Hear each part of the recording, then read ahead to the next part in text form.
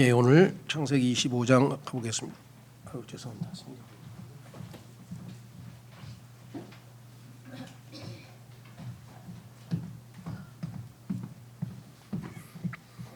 창세기가 50장이니까 이제 반환점을 돌았는데요. 자, 첫 번째 1절서부터 6절까지는 아브라함의 재혼인, 우리가 생각할 때 나이가 몇 살인데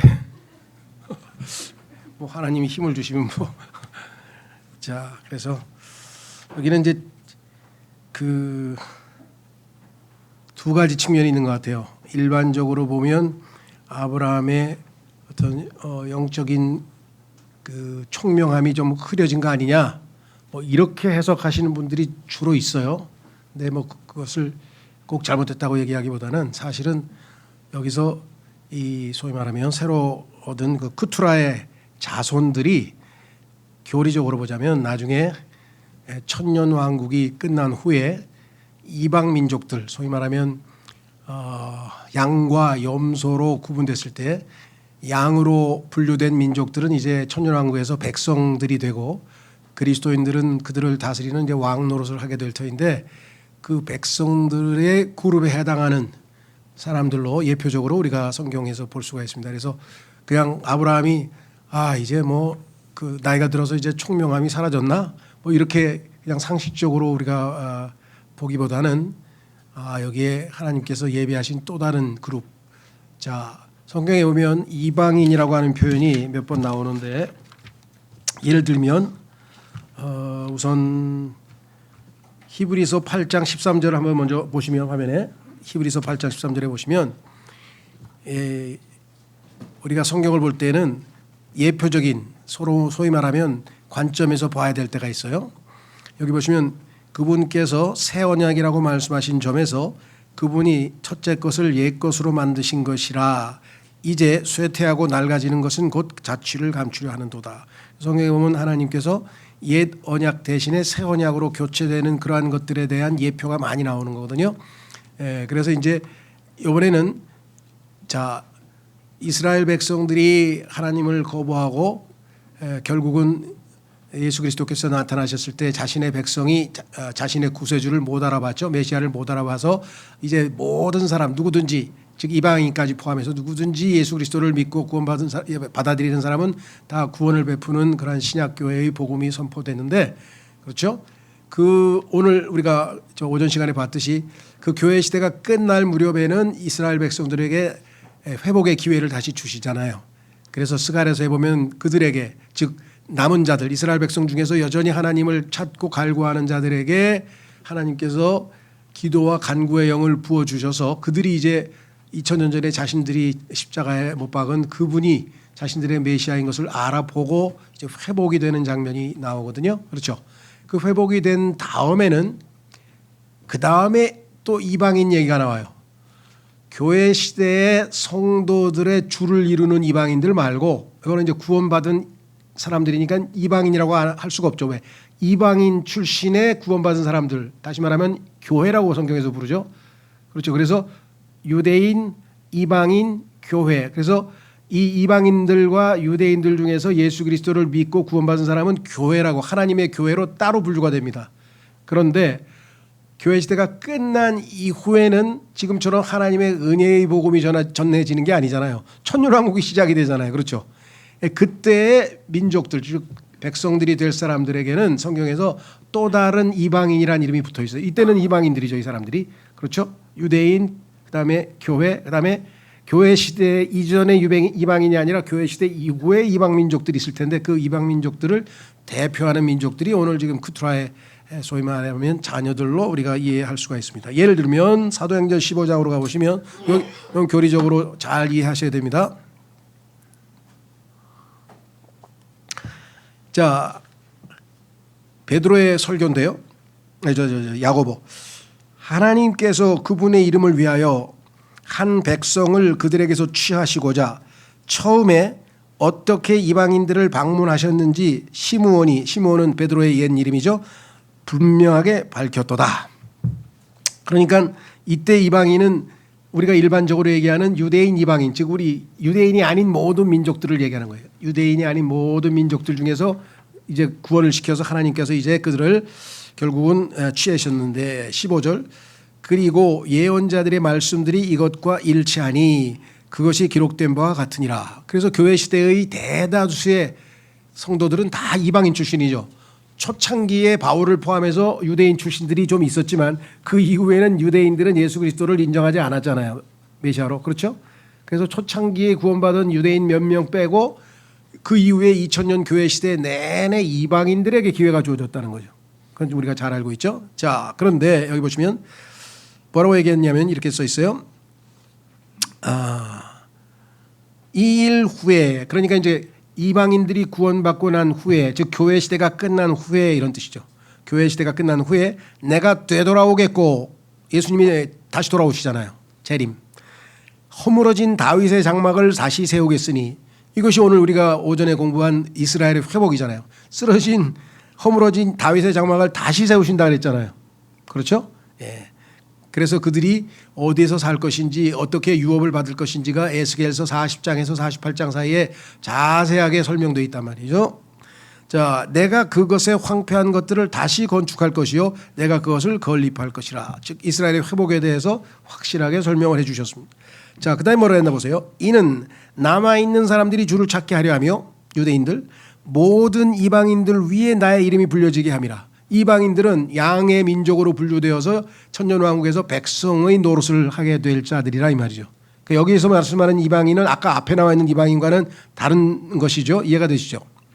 이 모든 일들을 행하는 주가 말하노라 이렇게 되어 있습니다. 그래서 그 이방인들을 예표하는 민족들이 아브라함의 뭐랄까 후처인 크투라를 통해서 나온 민족들이 될 것이다. 이렇게 성경에서 우리가 예표적으로 설명을 할 수가 있습니다. 그래서 갑자기 왜 이런 얘기가 나왔을까? 하나님께서는 아무런 의미 없이 아브라함이 소위 말하면 그 영적으로 타락해서 다시 또 재혼을 했다. 이런 기록을 성경에다 하나님께서 굳이 남겨놓을 이유는 없는 것이죠. 25장 1절 그때 아브라함이 다시 한 아내를 취하였으니 그녀의 이름은 크투라였더라.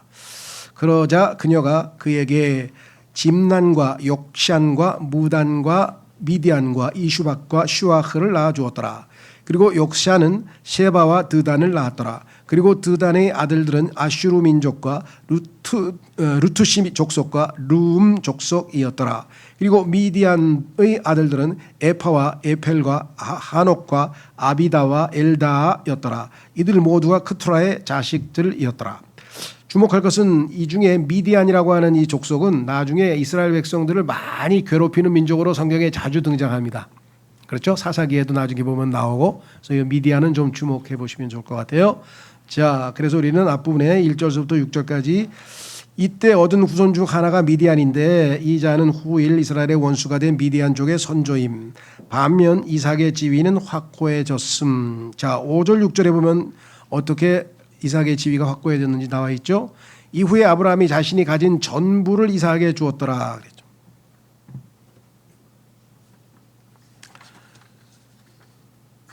여러분들이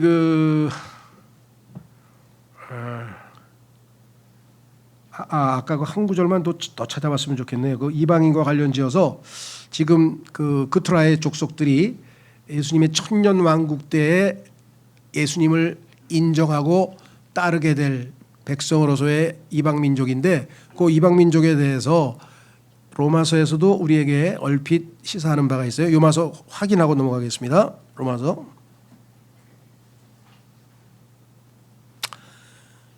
이렇게 되어 있습니다. 15장 8절에서 12절까지 이렇게 써 있죠. 이제 내가 이같이 말하노라.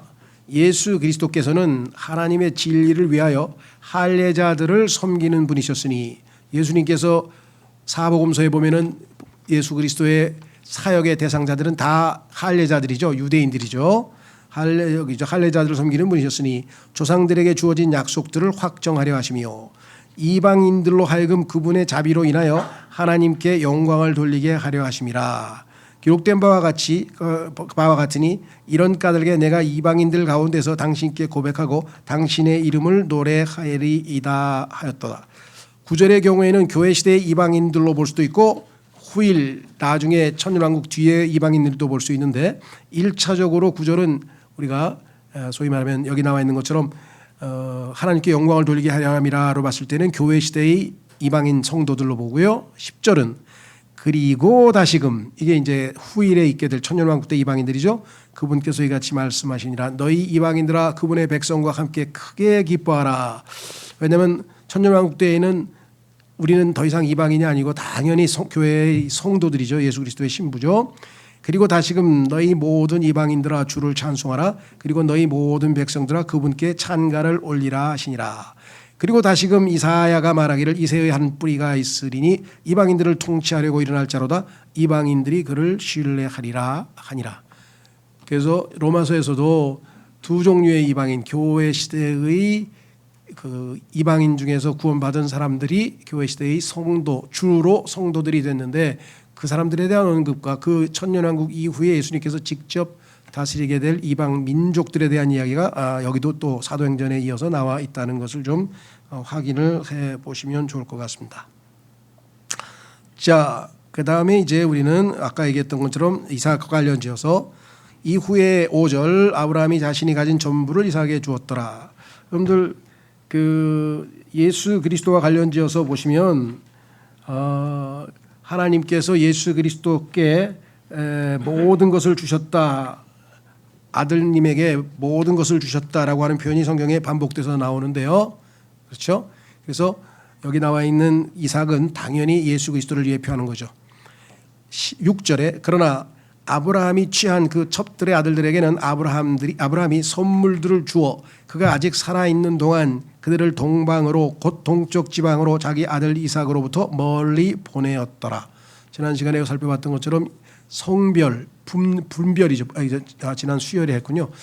성별, 분리의 기본 원칙을 여기서 또 지킵니다. 그래서 하나님께서 성별된 백성으로 택한 자들을 따로 구분해 두었다 그랬습니다. 7절 그런즉 이것들이 아브라함이 살았던 자기 생애의 연수의 날들이었으니 175년이더라. 지금 아브라함의 죽음과 관련지어서 10절까지 한번 확인해 보겠습니다. 나이는 나왔고요. 그때 8절 아브라함이 숨을 거두며 충분히 나이 들어 죽었고 우리가 연수를 다했다, 뭐 천수를 누렸다, 뭐 이런 표현들을 사용하는데요. 노인으로 수명을 다 채웠으니 그러니까 하나님께서 정해놓으신 수명을 다 채웠다. 많은 사람들이 자신들의 죄악으로 말미암아 또는 여러 가지 이유로 인해서 하나님이 정하신 천수를 다 채울 수 없지만 아브라함은 하나님께서 복을 주셔서 다 채웠죠. 그래서 175세에 이제 소천했는데 자기 백성에게 합쳐졌더라. 제가 소천이라고 한 것은 이제 영적인 의미에서 말씀드렸지만 실제적으로 아시다시피 구약 시대에는 아무리 구원받은 성도라 할지라도 하늘나라로 바로 가지는 않습니다. 그 이유는 뻔하죠. 왜냐하면 예수 그리스도께서 아직 십자가에서 피를 흘리지 않으셨기 때문에 구속의 피가 없잖아요. 그러니까 대기 상태에 있는 거죠. 그렇죠? 지하에 있는 소위 말하면 파라다이스, 우리가 낙원에 가서 대기 상태에 있다가 예수 그리스도께서 죽으신 후에 그들을 다 포로로 사로잡아서 마귀로부터 빼앗았죠. 포로로 사로잡아서 그들을 셋째 하늘로 데리고 올라가셨다라고 이제 에베소서에 기록되어져 있죠. 그러니까 이 소위 말하면 낙원에서 지금 일시적으로 대기를 할 수밖에 없었던 것은 아직 예수님께서 십자가에서 돌아가시지 않았기 때문에 구속의 피가 흘려지지 않았기 때문에 그렇다. 그러니까 그 예수 그리스도께서 변형산에 올라가셔서 이제 빛보다 더 밝은 하얀 빛 모습으로 예수님께서 변형이 되셨죠. 그때 사람들이 뭐라고 얘기했습니까? 그 엘리야하고 모세가 등장해가지고 예수님과 대화를 나누었다 이렇게 써 있죠. 그때 베드로가 뭐라고 했습니까? 여기서 장막을 짓자 하면서 뭐 이렇게 이런저런 얘기를 했잖아요. 근데 초점은 예수님도 그 장막에 대한 언급을 하긴 하셨지만 더 중요한 건 뭐였습니까? 그것은 그들이 나눈 대화의 주제예요. 주제. 엘리야와 그 다음에 모세와 예수님께서 변형산에서 대화를 나누셨는데 그 대화의 주제가 예수님의 죽으심이라고 성경에 써 있어요. 왜 그랬을까요? 지금 지하에서 대기하고 있는 사람에게 제일 필요한 건 뭐예요? 구속이 이루어져야 될 거 아니에요. 예수님께서 피값을 치러서 죄값이 다 치러져야 이 사람들이 셋째 하늘로 올라갈 거 아니에요. 무슨 말이 이해가 되셨죠? 그래서 대화의 내용이 거기에 딱 누가복음에 기록되어져 있어요. 자, 그래서 우리는 아브라함의 죽음과 관련해서 살펴봤는데 75세에 고향을 떠나서 175세에 죽었으니까 이제 100년 동안의 일종의 나그네 생활을 했네요. 그렇죠? 소설에는 100년간의 고독이라는 소설도 있는데 100년 동안의 나그네 길이네요. 100년 동안의 나그네 길을 지금 겪게 됐는데 누군가가 그걸 계산을 했는데 6만 3천일이라 그러네. 6만 3천일. 하루하루. 왜? 성경에서 보니까 하나님께서 연으로 친 게 아니라 거기에 25장 7절에 보면은 자기 생애의 연수에 그다음에 뭐라 그랬어요? 날들이라 그러죠. 연수의 날들. 데이즈란 말 줬잖아요. 그러니까 1년이 365일이죠. 그럼 곱하기 해가지고 계산해 보니까 약 6만 3천일을 살았다. 이렇게 설명을 했네요. 하나님께서 왜 굳이 데이즈를 썼는가? 영적인 의미는 하루하루가 하나님께는 얼마나 소중한 거겠어요. 우리가 생각할 때는 그냥 세워라 내워라 그냥 가다 보면 나이 먹고 죽나 보다 이게 아니고 하나님께서는 days 하루하루가 하나님께 얼마나 의미 있는 날인가 한번 생각해 보라. 우리가 내일 일을 알지 못하는데 그런 의미에서 하나님께서 의도적으로 이 날들이라고 하는 연수의 날들이라고 하는 단어를 7절에 기록해 놓은 것으로 우리가 좀 의미 부여를 할 수가 있을 것 같습니다. 그렇죠? 예. 자, 그래서 우리는 이제 11절로 한번 와 보겠습니다. 11절로 한번 와 보겠습니다. 여기에는 아브라함이 죽은 후에도 하나님은 신실하게 약속을 지키십니다. 왜 그럴까요? 아브라함의 뒤를 이은 이삭에게도 하나님께서 언약을 또 말씀하셨죠. 11절. 그리고 아브라함의 죽음 후에 이러한 일이 있었으니 하나님께서 그의 아들 이삭에게 복을 주셨고 이삭은 라하이로의 우물 곁에서 거하였더라. 성경에서 우물이라고 하는 것은 항상 생수와 관련되어 있죠. 요한복음 4장에서도 생수와 관련되어 있고 성경에 보면은 우물은 생명수와 연관이 되어 있어서 생명을 낳는 아내로 비유되어 있고 자문에 우물들은 그 아내가 낳은 자녀들로 비유되어 있고 그렇죠. 그래서 유대 민족을 뭐라고 얘기하냐면 이스라엘 백성을 유다의 물들에서 나온 자들이요. 그래요. 유다의 물들에서 나온 자들이요. 설명하고 있죠. 자, 12절서부터 죄송합니다. 12절서부터 18절까지. 자, 이스마엘의 세대들.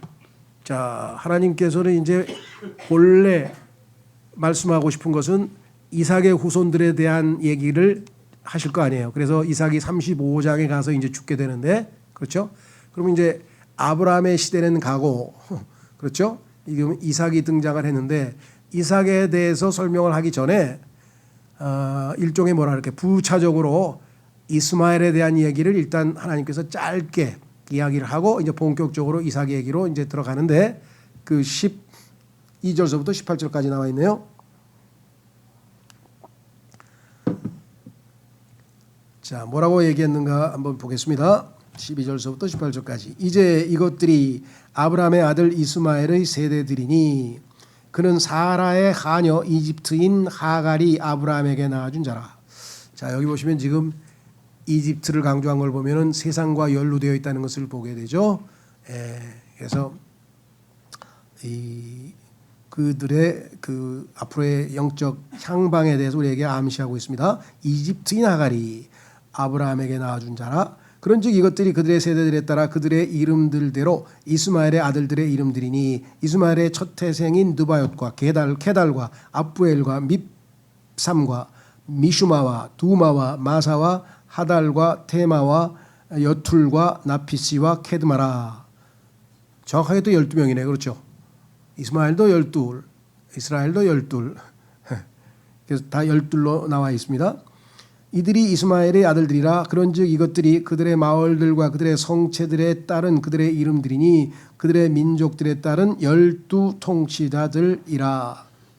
다음으로 이스마엘의 생애의 연수가 이러하니 이상하죠? 아까는 아브라함의 연수의 날들이라고 이렇게 해서 날들을 강조하셨는데 이번에는 의도적으로 하나님께서 계속할 필요가 없는 날들을 많이 살았나 봐요.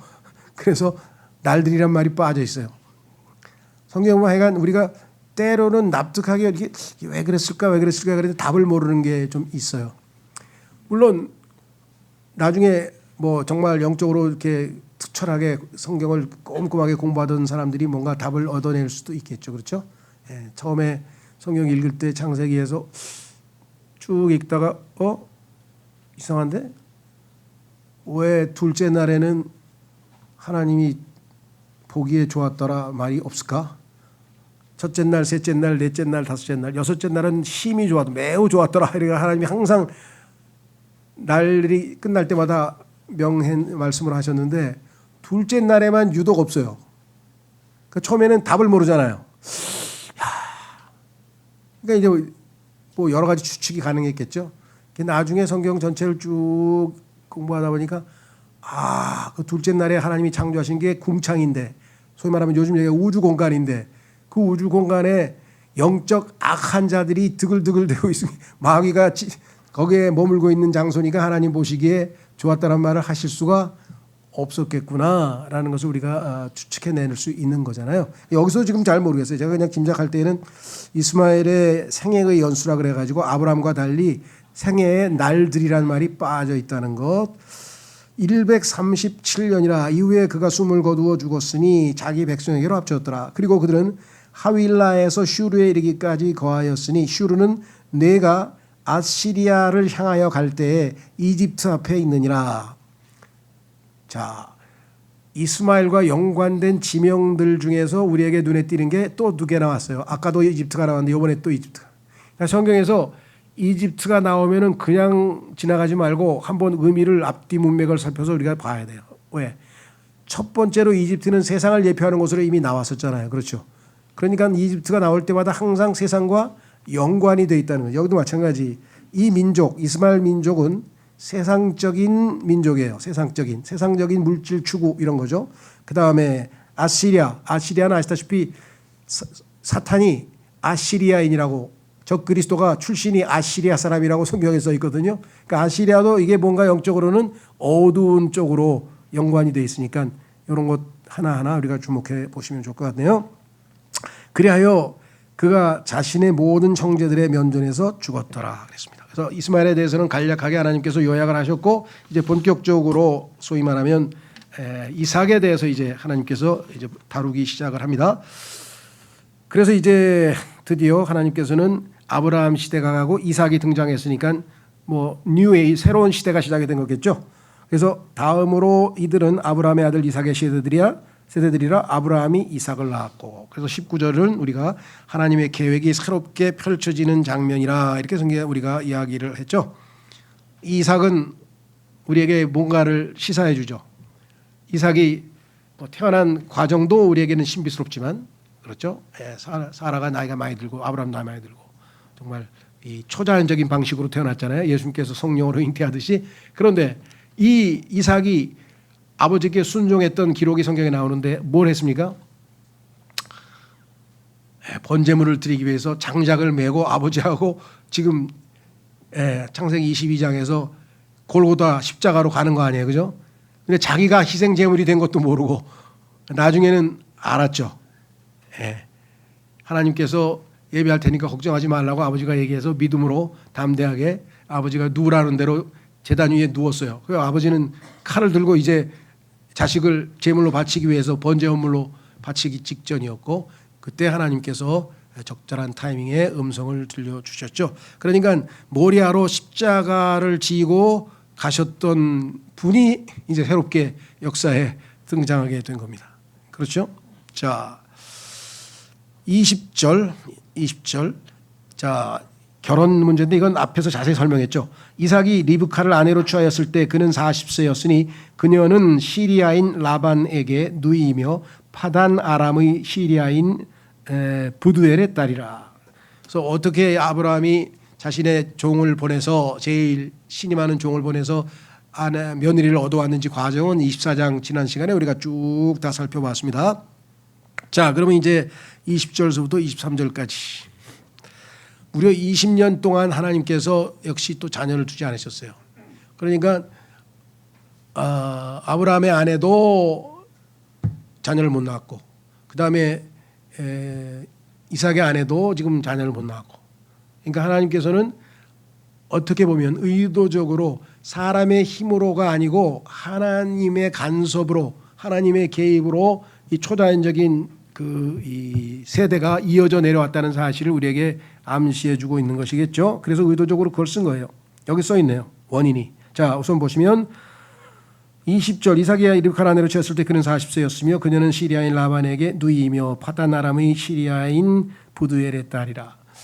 뭐 시리아에 있는 한 조그만 뭐 집안의 여인이니까 뭐 어떻게 보면 요즘 표현으로 하면 그냥 흙수저고, 이삭은 어마어마한 갑부요 족장이요 당시 최대의 족벌인 아브라함의 장자니까 아주 그냥 금수저고, 예수님은 온 우주 만물을 창조하신 분의 아들이니까 금수저고, 우리는 땅에서 난 존재니까 흙수저고 써 있어요. 한번 확인해 보겠습니다. 제가 지어낸 얘기가 아니고 말을 좀 그렇게 돌려서 표현했지만 성경에 써 있어요.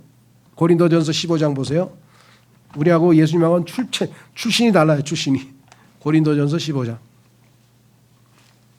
그러니까 우리는 엄청난 뭐라 그럴까요? 난군을 만난 거예요. 엄청난 남편을 만난, 그죠?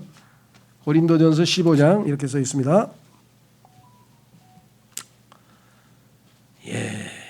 47절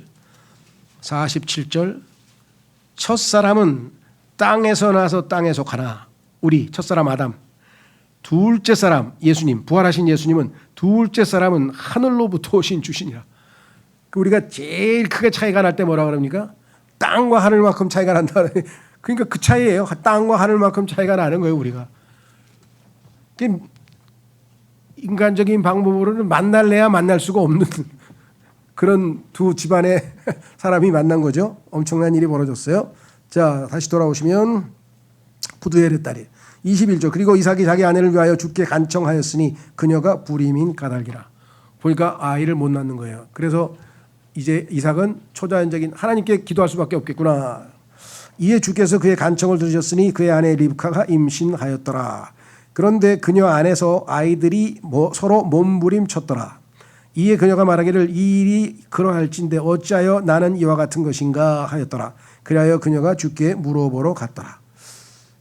뱃속에서 좀 친하게 지내고 조용히 있으면 좋겠는데 막 거기서부터 전쟁이 터져서 성경이 뭐라 했습니까? 육신과 성령은 원수라 그랬잖아요. 갈라디아서에. 여기서 지금 원수, 육신과 성령이 지금 맞붙어 가지고 여기서부터 지금 일이 벌어진 거예요.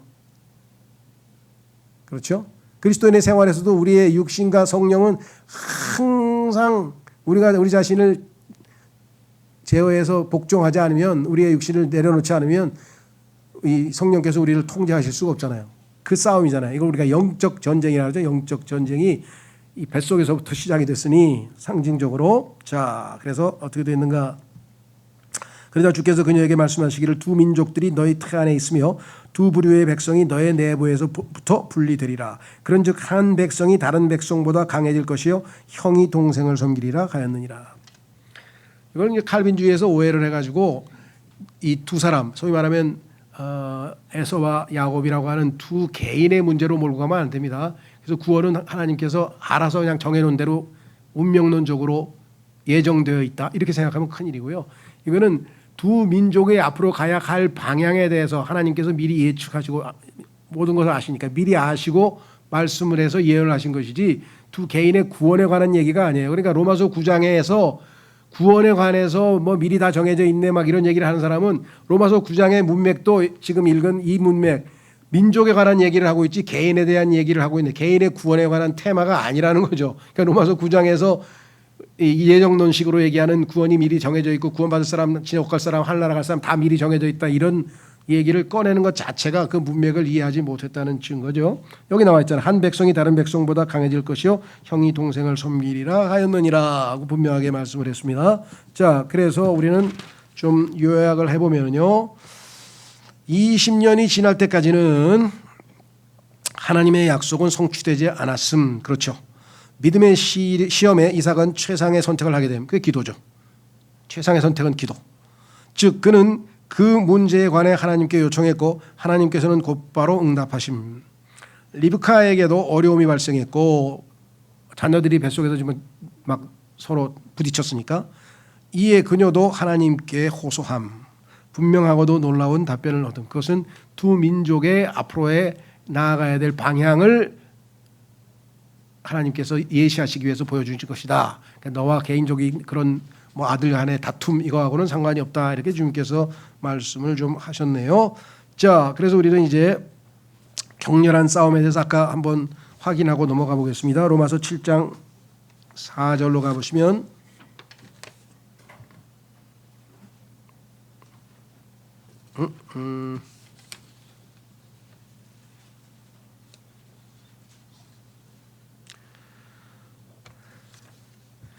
로마서 7장 4절에 보시면 나의 형제들아 이런 이유로 너희도 그리스도의 몸으로 인하여 율법의 죽은 자가 되었느니라. 이는 너희가 다르니 곧 죽은 자들로부터 일으켜지신 그분과 혼인하게 되도록 하려 하며 우리가 하나님께 열매를 내도록 하려 함이라. 자, 구원을 받았습니다. 그것은 예수님과 혼인했다는 뜻이었습니다. 그러면 예수님과 혼인했으면 열매를, 성령의 열매가 우리 삶에서 나와야 되는데 열매가 안 나오고 있어요. 그렇죠. 리브카도 주님의 몸된 교회를 예표하고 있는데 열매를 지금 못 맺고 있어요. 예. 영적인 전쟁을 통해서 이제 우리가 육신을 다스리게 될 때, 성령께서 우리를 통제하시게 될 때에, 성령의 인도하심에 있게 될 때에 비로소 우리가 열매를 맺게 되는 것과 마찬가지죠. 이를 위해서 이삭이 20년간 기도했다. 얼마나 끈질기게 기도했는지 그러시죠?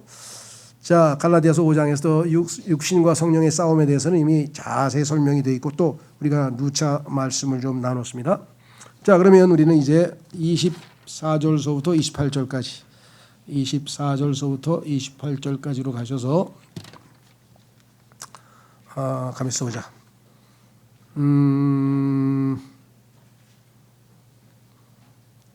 그 열매와 관련지어서 한 구절 더 확인하고 넘어가죠. 예수님께서 말씀하셨던 요한복음 15장 4절과 5절. 요한복음 15장 4절과 5절에 보면 이렇게 말씀하셨죠. 내 안에 거하라. 그리하면 내가 너희 안에 거하느니라. 가지가 포도나무 안에 거하지 아니하면 그것이 스스로 열매를 맺을 수 없는 것 같이. 그러니까 지금 이삭과 그 다음에 그 리브가의 관계가 아직 열매 맺을 정도로 그렇게 친밀한 관계가 아니네요. 너희가 내 안에 거하지 아니하면 너희는 더 이상 열매를 맺을 수 없느니라. 나는 포도나무요 너희는 그 가지들이라. 내 안에 거하고 내가 그 안에 거하는 자 바로 그는 수많은 열매를 내느니라. 구원받았다고 해서 자동적으로 우리의 삶에서 성령의 열매가 주렁주렁 열매가 맺히는 것이 아니고 주님 안에 거해야, 그렇죠? 내가 내 안에 거하고 그가 내 안에 거하는 자. 왜? 이는 너희가 나 없이는 아무것도 할 수 없기 때문이라. 구원은 받았지만 내 삶의 주도권을 내가 쥐고 계속해서 나를 중심으로 내가 모든 것을 결정하고 내 방식대로 살아간다고 한다면 그거는 주님께서 우리의 삶을 주도권을 잡고 우리를 통해서 열매를 맺고자 하는 주님의 뜻이 성취될 수가 없다는 것이죠. 열매는 가지가 스스로의 노력에 의해서 맺는 게 아니라 포도나무가 가지를 통해서 열매를 맺는 것이겠죠. 자, 그래서 갈라디아서 5장 16, 17절에 그 유명한 표현이 있습니다. 지금 야곱과 에서의 관계는 바로 갈라디아서 5장 16, 17절에서 말씀하신 것처럼 그런즉 내가 이것을 말하노니 성령 안에서 살아가라. 그리하면 너희가 육신의 정욕을 이루지 아니하리라. 이는 육신이 성령을 대적하여 정욕을 품으며 성령은 육신을 대적하기 때문이라. 그러니까 에서와 야곱은 다툴 수밖에 없는 운명이죠. 그런즉 이들이 서로 반대하여 너희로 하여금 너희가 하려는 것을 행할 수 없게 하느니라고 분명하게 말씀을 했습니다.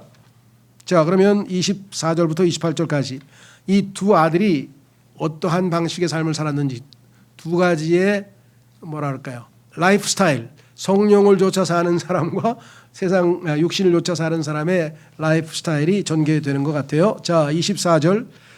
이후에 그녀가 해산해야 될 날이 찼을 때 보라 그녀의 태 속에 쌍둥이가 있었더라. 그리고 전신이 불꽃 털옷같이 뒤덮인 첫째가 나왔더라. 그하여 그들이 그의 이름을 에서라 불렀더라. 에서 붉다는 말이죠. 예. 근데 붉다라고 하는 이 단어가 아담도 마찬가지입니다. 에돔, 아담이 같은 어원에서 나왔거든요. 그러니까 아담, 에돔 다 뭐예요? 옛 본성, 육신의 본성을 나타내는 거죠. 이어서 그 뒤에 그의 동생이 나왔는데 그의 손이 에서의 발꿈치를 잡았더라. 이에 그의 이름을 야곱이라 불렸더라. 발꿈치를 잡았다는 방에 못 나가게 막으려고 했었어. 애를 썼지만 불가능했죠. 그런즉 그녀가 그들을 낳았을 때 이삭은 60세였더라. 오늘날로 치면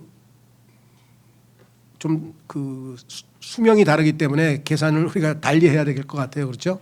어떤 사람은 막 어떤 목사님은 이삭도 40세 결혼해가지고 60세 얘기를 하는데 왜 못 난다는 거야? 가라고 막 이제 이런 설교를 하시는 분들이 있는데 뭐 그 설교 자체가 나쁘다는 건 아니지만 이 수명 자체가 다르니까 지금 그 이삭의 나이 40세라고 하는 것은 지금 현재 사람들로 치면 40세가 아니죠. 훨씬 더 젊겠죠. 그런 것도 좀 염두에 두시고. 자, 그래서 27절에 예. 그리고 그 소년들이 자랐으니 에서는 솜씨 좋은 사냥꾼이요 들 사람들이었더라. 자, 여기 들 사람 할 때 들이 영어로는 field입니다. field. A man of field. 근데 이 field가 뭡니까? 예, 골프 좋아하는 사람은 뭐 골프장을 field라고 그러겠지만 성경에서는 뭐예요? 예수님께서 밭, field, 들 또는 밭인데 뭐예요? 밭은 세상이요 하고 성경에 해석이 돼 있어요. 밭은 세상이요. 그러니까 들 사람이라고 하는 것은 우리에게 상징적으로 뭐예요? 세상에 속한 사람이라는 것을 암시해 주고 있는 것이에요. 그러니까 성경은 어떤 단어 하나가 다른 단어를 계속해서 이렇게 연결해서 설명을 해주고 있다는 것이죠. 그리고 야곱은 천막들 안에서 거하는 평범한 사람들이었다. 천막 어떠세요? 성경에 보니까 예수님께서 우리를 어떻게 됐습니까? 예. 성전을 부시고 예수님께서 다시 성전을 짓겠다고 말씀하셨죠. 예. 천막은 이 땅에 뿌리 받고 사는 그러한 나무가 아니라 일시적으로 임시적으로 거처하는 나그네를 예표하고 있잖아요. 그죠? 예. 그러니까 나그네와 방랑자에 해당하는 천막과 연관되어 있는 사람. 천막은 사도 바울의 그 직업이잖아요. 천막 만드는 직업을 갖고 있었어요. 얼마나 상징적으로 우리에게 와닿습니까? 그렇죠? 예. 바울에게 천막 산 사람은 그냥 땅 집 안 사고 천막만 사고 거기서 천막에서 살다 가는 거예요. 세상에서 뿌리 안 내리고. 그런데 놀랍게도 이 겨자씨가 그냥 나중에 변질이 돼가지고 큰 야자수 나무로 변질돼서 문제가 생겼죠. 막 그 새들이 날아와서 그 위에 앉고 마귀들의 처소가 되어버렸죠. 자, 그래서 우리는 다시 돌아오셔서 28절까지를 요약하면 두 아들은 서로 다른 방향으로 자라났고, 그렇죠? 부모의 애정도 엇갈리게 됨. 자, 이 상황에서 뭐라고 되어 있냐? 28절에 그런즉 이삭은 에서를 사랑하으니 이삭은 보이는 것으로 사는 사람입니다. 그래서 성경에 이삭이 눈에 보이는 것을 보고 이제 그 에서를 더 사랑했는데 이유인즉슨 사냥꾼이잖아요. 항상 맛있는 음식을 짐승을 잡아가지고 와서 아버지께 맛있는 음식을 항상 대접하니까 아버지는 에서를 사랑하였으니 그가 그의 사냥한 짐승의 고기를 먹은 까닭이라 여기 써 있네요. 반면에 그러나 리브카는 야곱을 사랑하였더라. 글쎄요. 하여간 뭐 작은 아들이 형보다는 못해서 애처로서 그랬는지 어쩐지 모르지만은 일단 성경에는 다른 설명은 없고 그냥 써 있습니다. 그런데 성경에 보면 나중에 그 이유가 좀 나오긴 나오죠. 자, 우선 보시죠. 29절부터 34절까지. 이후에 야곱이 죽을 쑤었는데 에서가 들에서 돌아와 그가 기진하였더라. 사냥 갔다가 왔는데 아마 밥을 못 먹었는지 아이가 막 지쳐가지고 그냥 막 그런즉 에서가 야곱에게 말하기를 내가 너에게 강구하노니 바로 저 붉은 죽을 내가 먹게 하라. 붉은 죽, 붉은 땅, 붉은 이게 전부 다 연관이 있네요. 이는 내가 기진하기 때문이라 하였더라. 그러므로 그의 이름이 에돔이라 하였더라. 붉은색을 나타내는 에돔. 그러자 야곱이 말하기를 이날 너의 장자권을 나에게 팔라 하였더라. 야곱은 하나님께서 장자에게 주신 특권들을 알고 있어요. 그래서 영적인 그 유산을 자 아버지의 복을 이어받아야 되겠죠. 대를 잇는 게 장자 아니에요. 그렇죠. 예, 그다음에 메시아의 가문 이 장자를 통해서 예수 그리스도가 태어나게 될 거란 말이죠. 그다음에 가정에서의 제사장 역할을 하고 집안에서 예를 들면 추도 예배가 좋다는 얘기가 아니라 하여간 그 뭐 예배를 추도 예배를 드린다고 칠 때 예를 들면은 누가 나서서 주도하겠습니까? 장자가 다 사회를 보고 주도할 거 아니겠어요, 그렇죠? 욥도 자기 자녀들이 죄를 지었을까봐 하나님께 어제 내 큰아들 생일이었는데 자녀들이 모여가지고 실컷 먹고 떠들었다는데 아마 죄를 많이 진 것 같습니다. 하나님 그들의 죄를 다 용서해 주십시오 하고 야곱이 가정의 제사장으로서 하나님께 제사를 드리잖아요. 그렇죠. 그 역할을 할 게 또 장자잖아요. 그러니까 장자로서는 특권이 많아요. 그래서 성경에 보면 일단 유산을 2배로 받는다고 성경에 써 있어요. 유산을 다른 사람보다 우리나라 요새 민법은 그런 거 없죠. 장자 뭐 소자 이런 거 없죠. 근데 똑같이 n분의 1 아니니까 자녀 셋이면 딸이고 아들이고 안 가리고 그냥 n분의 1로 주는 것 같은데 법을 아는 사람이 여기 안 계신 것 같아요. 하여간 근데 구약에는 장자는 2배로 준다고 성경에 써 있다 보면 대단한 특권인데 그런 하나님이 주시는 축복에는 관심이 없고 지금 배고파 죽겠는데 그게 뭔 상관이냐 그러고 지금 눈에 보이는 이 물질적인 그 욕구 충만, 욕구 충족에 매달려 있으니 에서의 영적 수준은 뭐 보나마나 뻔하죠. 그렇죠? 그러자 에서가 말하기를 보라 내가 죽을 지경이 이랬는데 이 장자권이 나에게 무슨 유익을 주겠느냐. 영적인 하나님의 복을 멸시하고 무시하고 우습게 여기는 거예요. 그렇죠? 야, 그 주일날 오전 예배 한번 드리면 되지. 뭐 또 오후에다 갔다 수월에 갔다 그냥 뭐 교회 가면 밥 먹여주냐? 아버지가 그러니까 그러면 주눅 들어가지고 이게 지금 에서는 야 지금 내가 지금 굶어 죽겠어 배고파 죽겠어 내가 가져가 나 그럴 필요 없어. 이 야곱이 말하기를 이날 나에게 맹세하라 하였더라. 그러자 그가 그에게 맹세하였으니 그가 자기 장자권을 야곱에게 팔았더라. 자 이에 대해서 성경이 뭐라고 얘기하나 한번 보겠습니다. 히브리서 12장으로 한번 가보겠습니다. 히브리서 12장에 에서의 이 행동에 대해서 하나님께서 평가해 놓으신 게 있어요. 이런 행동을 한 그리스도인들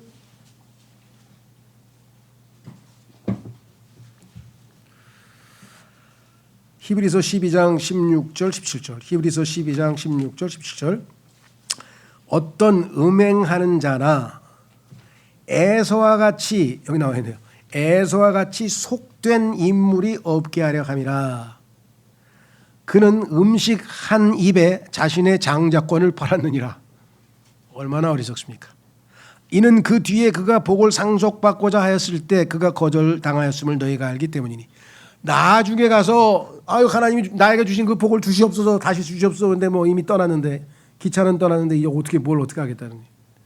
이는 눈물들을 흘리며 애절하게 그것을 구하였음에도 그런 회개할 여지를 전혀 찾지 못하였기 때문이라. 우리가 영적으로 적용하자면 그리스도의 심판석에 갔어요. 그 다른 사람들은 지금 뭐 이제 금과 은과 보석으로 평가받은 것 불태워가지고 근데 에서는 보니까 다 타버렸어. 없어.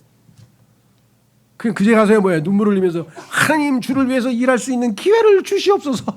내가 주님을 위해서 금과 은과 보석을 만들어 오겠습니다 해봐야 성경에 써 있잖아요. 몸 안에서 이루어진 것들에 대한 평가를 하는데 이 육체가 바뀌었는데 이 몸을 입고 있는 이 세상에서의 우리의 헌신에 대해서 하나님께서 평가하신다 그랬지 하늘나라에 가가지고 할 필요도 없는데 이미 다 모든 게 갖춰져 있는데 거기서 뭘 주님을 섬기고 말고 하겠어요? 그렇죠. 그때 가면 이제 뭐 땅을 치고 억울하다 그러기. 그래도 결과는 아무런 성과가 없었다고 성경이 분명히 히브리서에 써 있죠. 자, 그래서 여기 보시면 이렇게 썼습니다.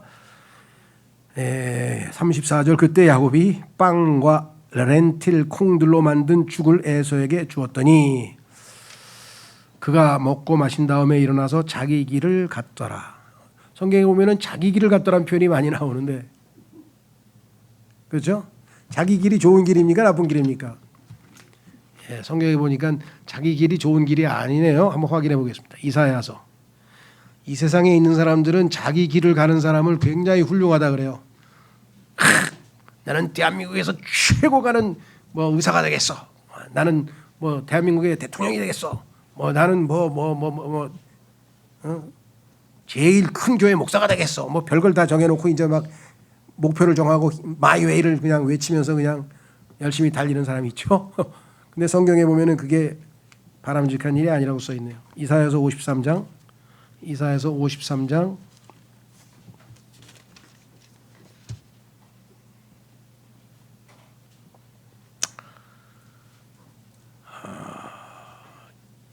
6절 이사야서 53장 6절 우리는 모두 양들같이 길을 잃었고 우리는 모두 저마다 뭐라 그랬습니까? 자기 자신의 길로 돌이켰도다. 자기가 정해놓은 인생길을 가는 거예요.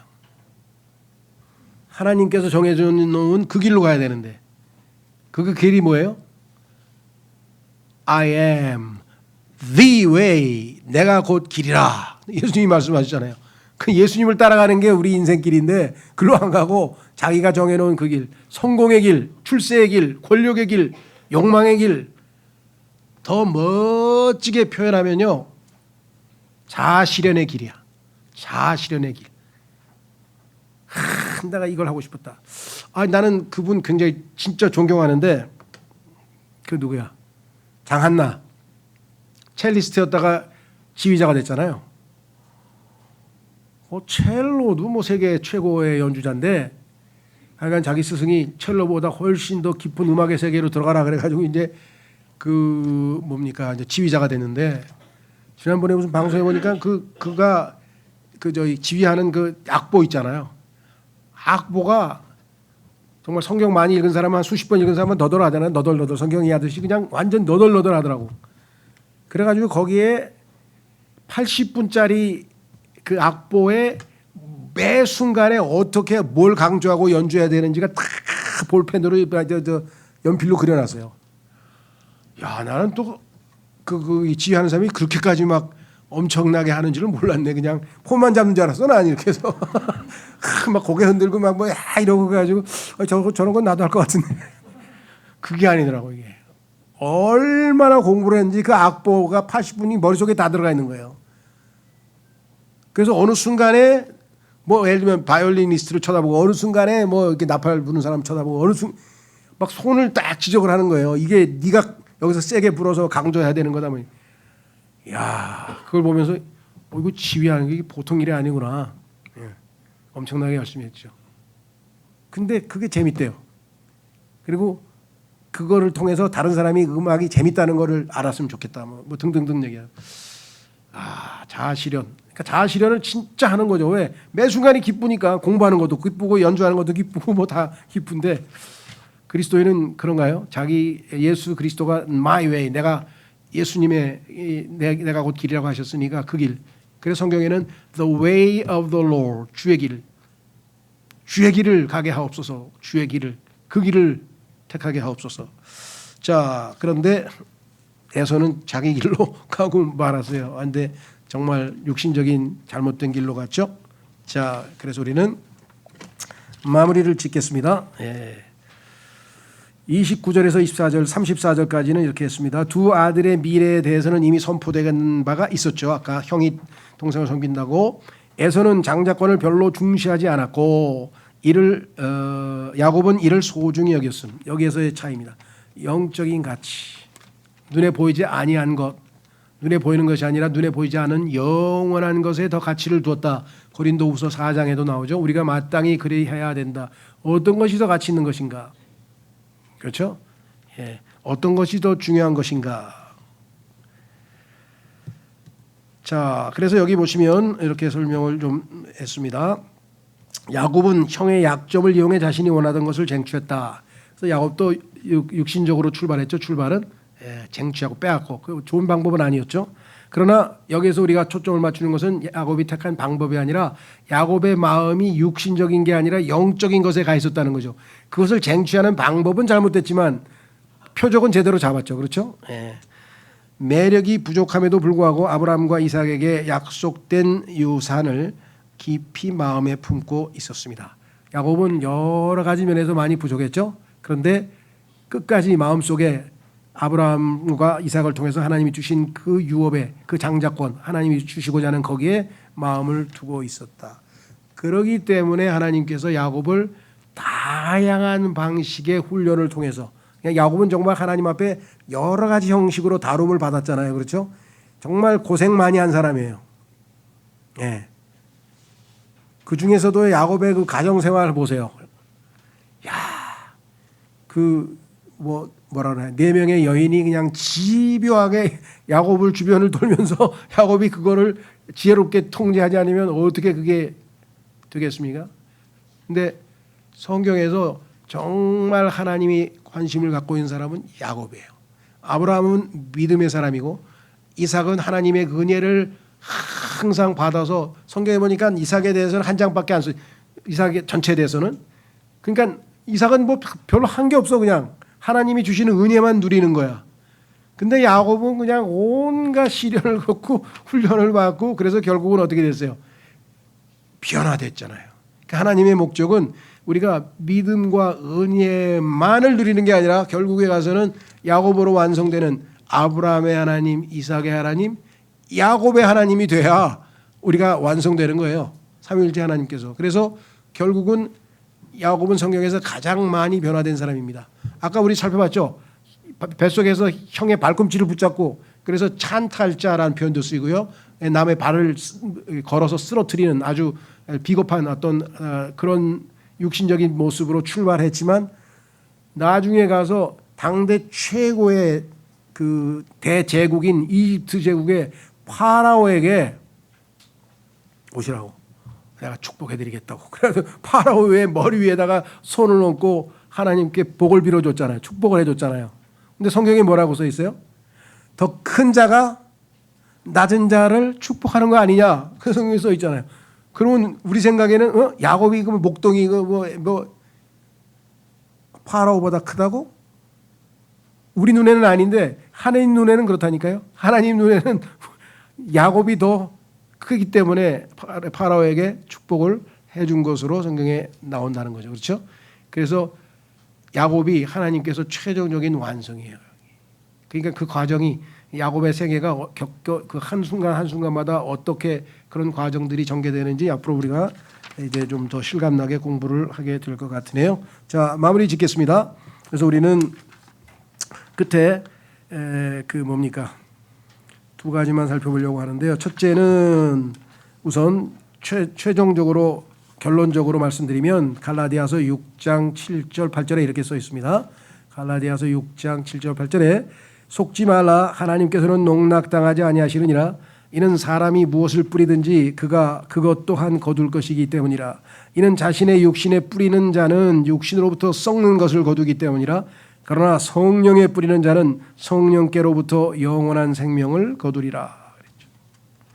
그래서 우리는 마무리 거기 메시지는 한번 집에 가서 묵상을 한번 해보시면 좋겠네요. 어려운 중에는 하나님께 기도하기를 배우자. 그렇죠. 애기 20년 동안 불임인데 뭐 어떻게 하겠어요. 두 번째, 응급시에는 하나님의 때와 방식을 기다릴 필요가 있음을 주목하자. 하나님께서는 끝까지 주님을 기대하고 소망 가운데 기다리는 자에게 복을 주시죠. 우리의 인생에 있어 핵심 열쇠는 하나님의 뜻을 알아내고 그 후 그 뜻을 수행하는 것을 배우는 것임을 잊지 말자. 다음 시간에 이제 우리 계속해서 26장서부터 이어가겠습니다. 잠깐 기도하고 마치겠습니다.